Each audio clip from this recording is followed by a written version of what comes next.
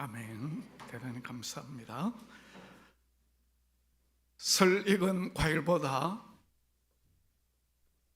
잘 익은 과일이 맛이 훨씬 좋습니다. 마찬가지로 미성숙한 사랑보다 성숙한 사랑이 우리의 삶을 더 성숙하게 하고 또 하나님의 뜻을 더 많이 더 효과적으로 이루게 되는 것입니다. 그래서 은밀한 중에 보시는 하나님께서 갚아주실 뿐만 아니라 하늘의 상급을 주시는 것입니다. 그래서 우리는 사랑을 선택하고 실천하고 또 습관하여서 더 성숙한 사랑을 해야 하는 것입니다. 지난 2주에 걸쳐서 고린도전서 13장 말씀 가운데 사랑의 15가지 특성 중에 9가지를 살펴봤습니다. 우리 지난 2주 동안의 말씀을 생각하면서 우리 9가지를 차례대로 한번 되새김질하는 의미에서 우리 영상을 보면서 같이 읽도록 합니다. 제가 첫째 하면 여러분이 읽으시기 바랍니다. 첫째, 둘째, 사랑은 온유합니다. 셋째, 시기하지 않습니다. 넷째, 사랑은 자랑하지 않습니다. 다섯 번째, 사랑은 교만하지 않습니다. 여섯 번째, 일곱 번째, 자기의 유익을 구하지 않습니다. 아홉 번째, 여덟 번째, 성내지 않습니다. 마지막 아홉 번째, 사랑은 악한 것을 생각지 않습니다.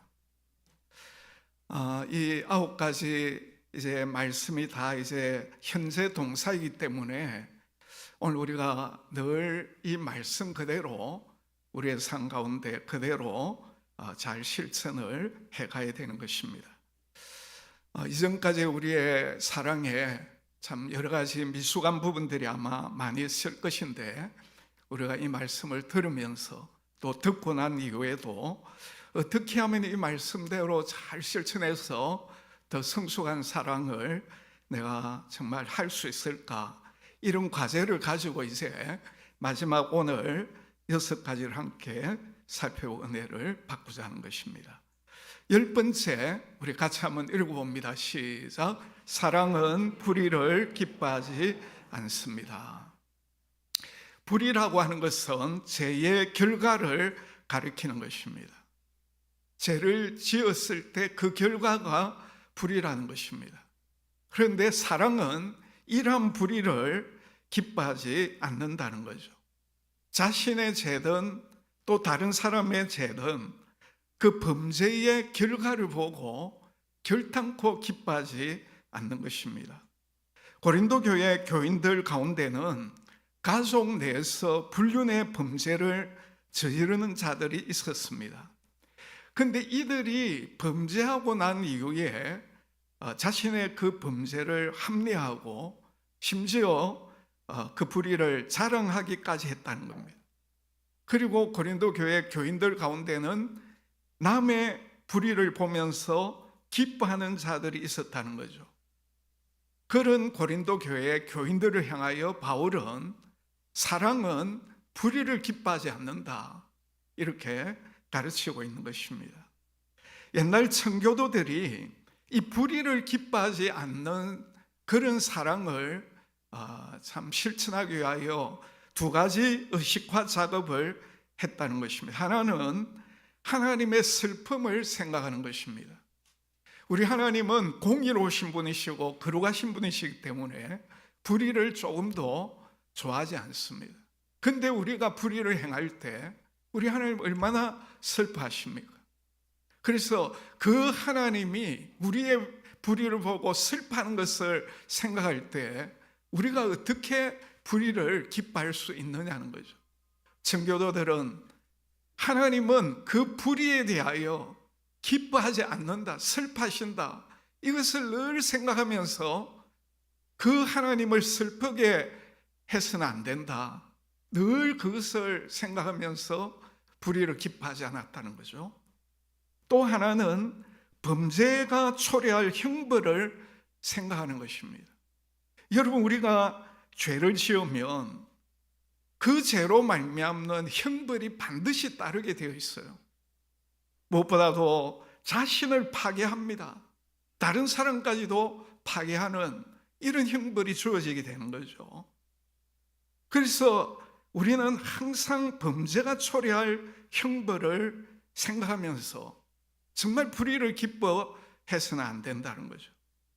특별히 자기와 가깝거나 좋아하는 그런 사람들이 불의를 행할 때에 우리는 자동적으로 내하고 가까우니까, 그 사람을 좋아하니까 그 사람의 그냥 불의를 그냥 넘어가 버리고 또 옆에서 편을 드는 그런 경향이 있죠.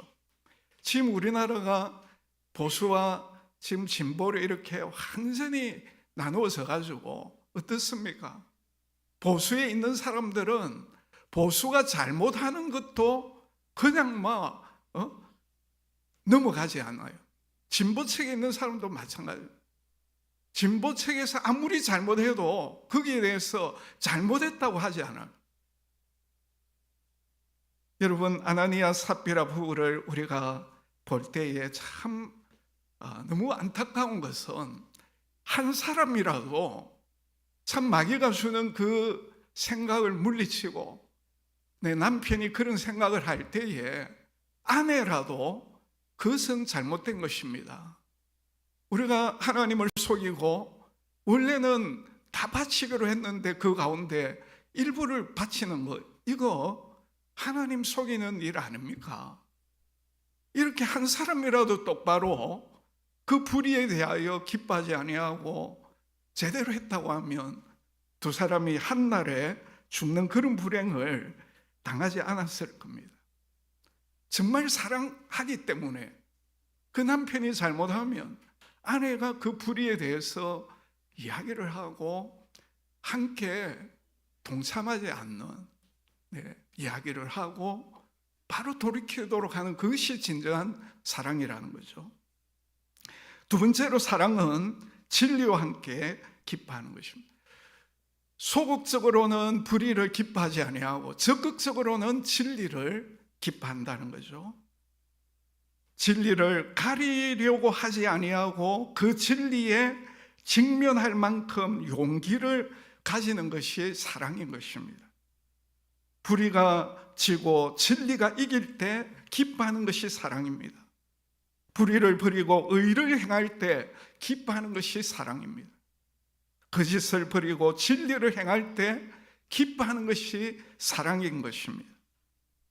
사랑은 진리가 선포되고 그 진리가 실천될 때 기뻐하는 것입니다. 우리가 알다시피 성삼위 하나님이 진리십니다. 우리 예수님께서 우리를 위하여 십자가에 죽으시고 다시 살아나셨다고 하는 이 진리야말로 오늘 우리에게 구원을 주는 진리인 것입니다. 또한 예수님이 하신 모든 말씀이 진리입니다. 사랑은 바로 진리 되시는 하나님, 예수 그리스도의 십자가 부활을 믿음으로 말미암아 구원받는 그 진리를 좋아하고 선택하고 예수님이 하시는 그 말씀이 진리인 줄 알고 예수님의 말씀을 더 알고 그 말씀대로 살아가려고 하는, 그것을 기뻐하는 것이 바로 사랑이라는 것입니다. 12번째로 따라서 합시다. 사랑은 모든 것을 참습니다. 사랑은 모든 것을 어떻게 한다고요? 참는다고 했습니다. 여기 참는다고 하는 말은 크게 두 가지 의미를 가지고 있습니다. 앞에서 우리가 4절 말씀에 나오는 사랑은 오래 참고 하는 이 말씀에서는 견디다, 그런 의미를 가지고 있는가 하면, 이 6절에 나오는 참는다는 말은 덮는다라는 의미를 가지고 있습니다. 그래서 사랑은 타인의 실수와 죄와 불완전을 다른 사람들에게 막 드러내고 그것을 까발리지 아니하고 덮어준다는 것입니다. 그렇다고 모든 죄를 다 덮는 것은 아닙니다. 앞에서 우리가 6절에서 이야기한 대로 사랑은 분명히 불의를 기뻐하지 아니하고 진리를 기뻐한다 안 했습니까? 그렇기 때문에 죄와 불의에 대해서는 온유하게 지적을 하고 바로 잡아주고 진실을 말하는 것입니다. 그와 아울러서 동시에 불필요하게 공개하거나 드러내지 않는다는 것입니다. 그것이 사랑인 것입니다. 그런데 오늘 우리 인간의 마음속 깊은 곳에는 누구나 할 것 없이, 저도 마찬가지예요, 다른 사람의 잘못한 것을 고발하고 싶은 그런 본능이 다 있는 것입니다. 우리가 아이들을 키우다 보면 제일 많이 듣는 말이 무엇입니까? 형이 이랬어요, 동생이 저랬어요. 일러주는 그런 말을 많이 듣지 않습니까? 어린아이뿐만 아니라 미성숙한 어른들도 남의 허물을 동정하는 대신 즐기고 고발하기를 좋아하는 경향이 있어요. 이런 왜곡된 인간성의 오류가 종종 언론의 이름으로 등장하는 것을 우리가 보는 것입니다. 그래서 잘못된 언론은 비판의 사명이라는 영역을 넘어서서 우리 인간의 가치를 우롱하는 죄를 범하는 그런 언론이 얼마나 많습니까? 뉴욕 타임즈가 시작되었을 때에 표가 있습니다. 모든 뉴스가 사실이라고 해서 다 활자화하기에 적합한 것은 아니다. 정말 이 뉴욕 타임즈가 처음 시작하면서 정말 중요한 그 핵심을 가지고 아마 언론을 이끌어갔던 것 같습니다.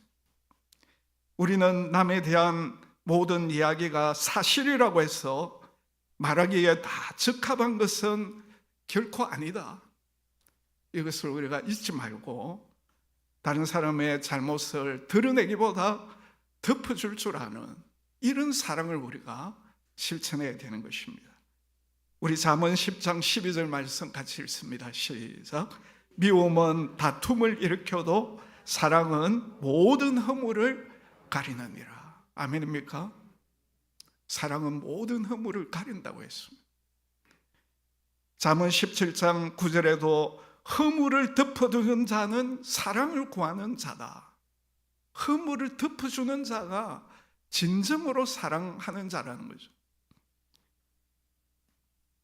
여러분, 우리 부모들이 자녀가 잘못하면 어떻게 합니까? 그것을 다른 아이들에게 막 까발리고 우리 애가 이렇게 잘못했다 이렇게 하지 않잖아요. 그 자녀의 죄 때문에 아파하고, 그리고 그 자녀의 죄를 자신이 짊어지고 그 자녀의 그 죄의 결과조차도 자신들이 대신 지려고 하는 것입니다. 이것은 그 자녀를 사랑하기 때문이죠. 19세기 세계적인 설교가 찰스 스펄전이 이렇게 말했습니다. 사랑은 다른 사람의 실수를 덮어주고 폭로하지 않습니다.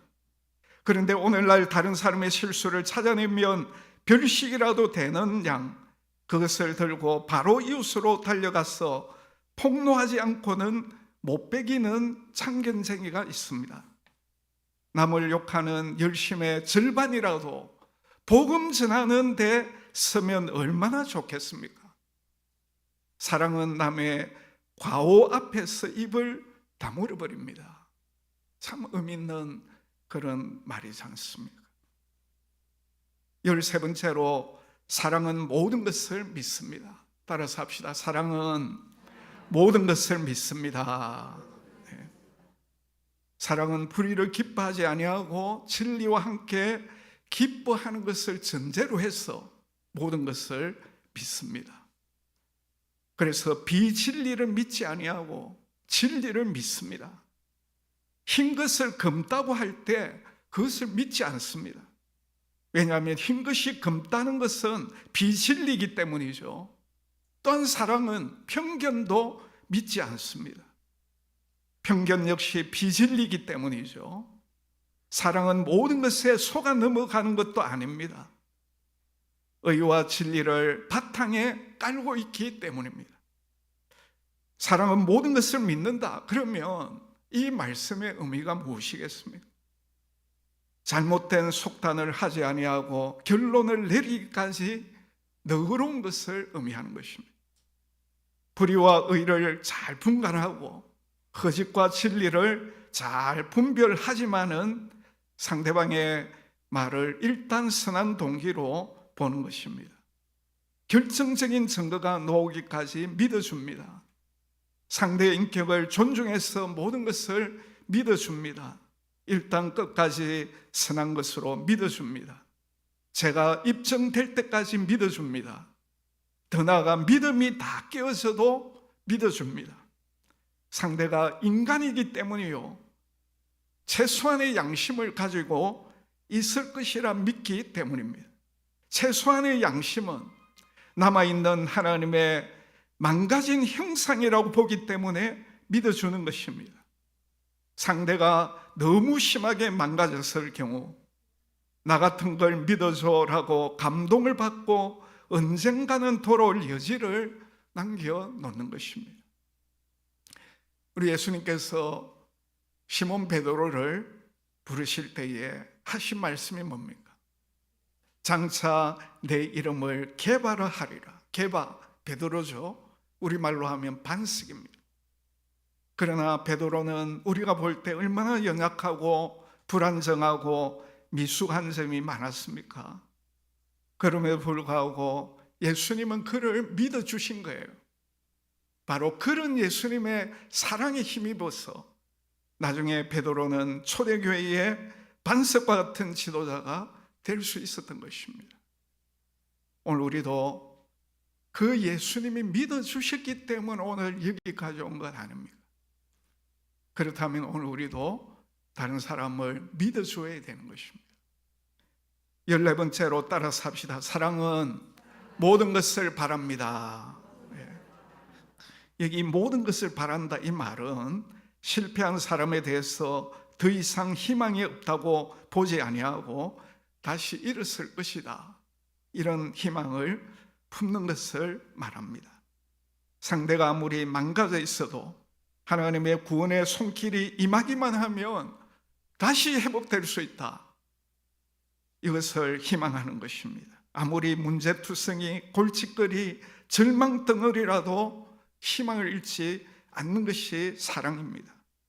사방의 문이 다 닫혀도 하나님께서 개입하실 문이 있다는 것을 바라보고 하나님의 구원의 손길이 안 미치는 곳이 없다는 것을 알기 때문에 모든 희망이 끊어져도 여전히 희망을 갖는 것입니다.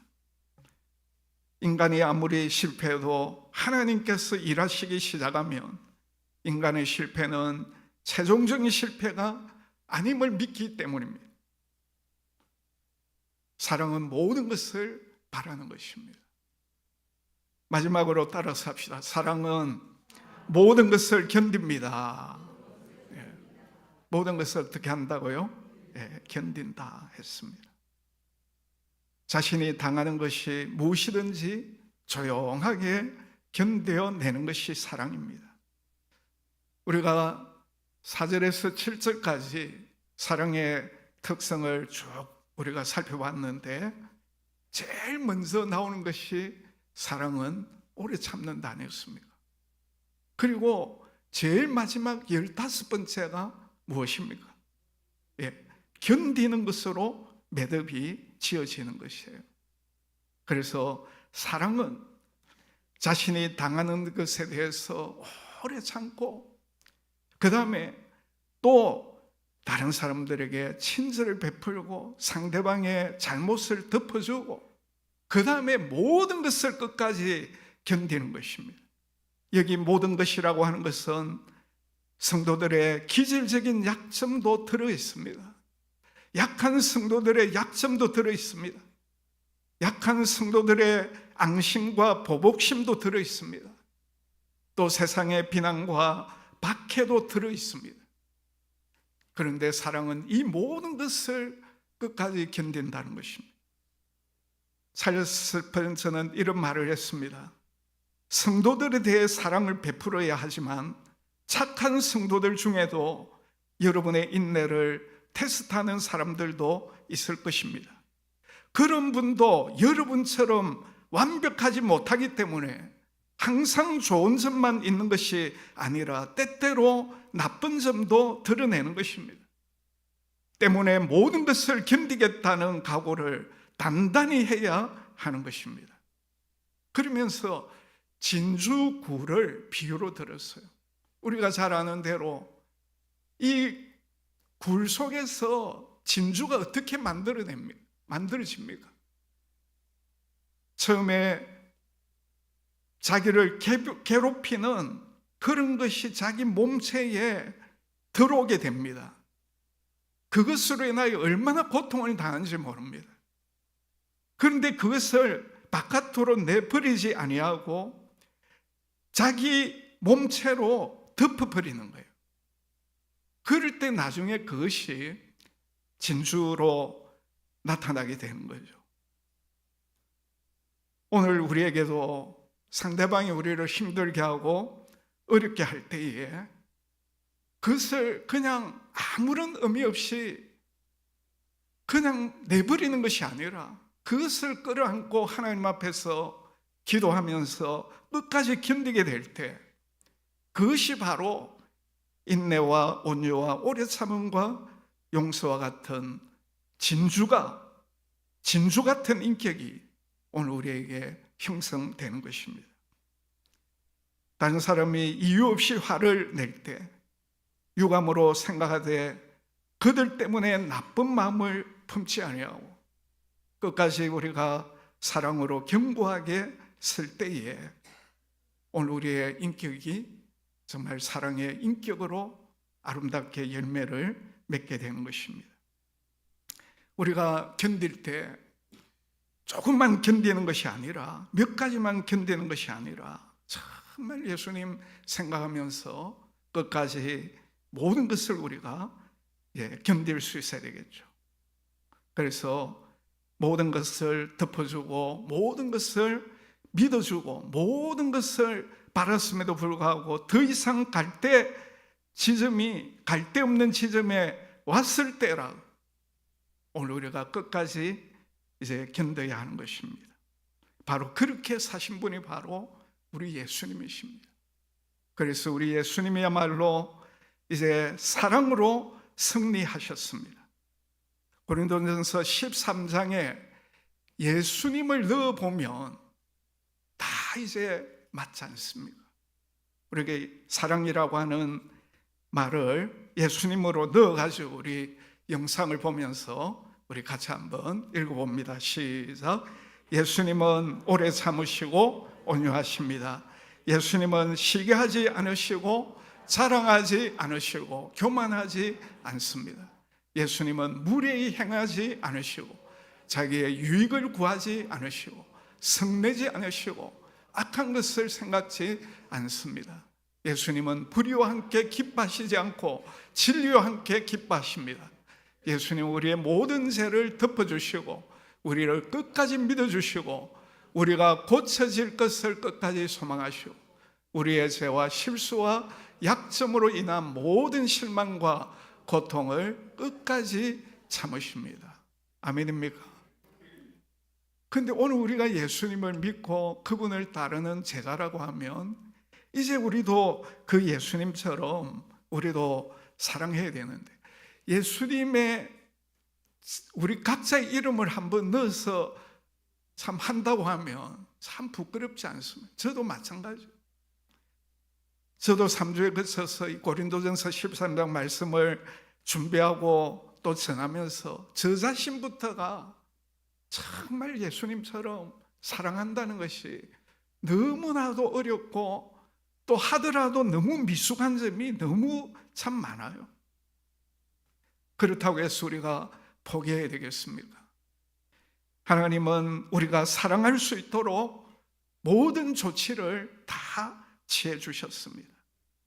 무엇보다 성부 하나님이 사랑의 원천이 되셔서 하나님의 사랑이 오늘 우리에게 결단코 고갈되지 않도록 계속해서 우리에게 사랑을 부어주십니다. 로마서 5장 5절에 보면 성령으로 말미암아 하나님의 사랑이 우리 마음에 부은 바 됨이니, 하나님께서 성령으로 말미암아 오늘 우리에게 사랑을 부어주셨다고 말씀하고 있습니다. 그래서 우리가 예수 십자가를 통하여 우리 속에 부어진 그 하나님의 사랑을 가지고, 그리고 예수님과 늘 동행할 때, 그리고 성령의 감동에 순종하기만 하면 오늘 우리도 얼마든지 예수님처럼 사랑하게 되는 것입니다. 아멘입니까? 하나님이 우리에게 사랑할 수 있는 이 모든 조치를 우리가 그대로 받아들이고 그대로 믿고 그대로 순종할 때에 오늘 우리는 더 성수한 사랑을, 열매를 맺게 되는 것입니다. 사랑의 10가지 특성, 추상명사가 아니고 동사라고 했습니다. 끊임없이 이 말씀이 우리에게 가르치는 대로 사랑을 선택하고 사랑을 실천하고 또 사랑을 습관해서 더 성숙한 사랑의 열매를 맺음으로 우리 하나님 앞에 영광을 올려드리고, 또 세상 사람들이 우리를 볼 때 저 사람들이야말로 진짜 예수님의 제자들이다, 예수쟁이다, 나도 저 사람처럼 예수님 믿고 싶다, 이렇게 정말 사랑을 흘려보내는 오늘 우리 모두가 다 되시기를 주의 이름으로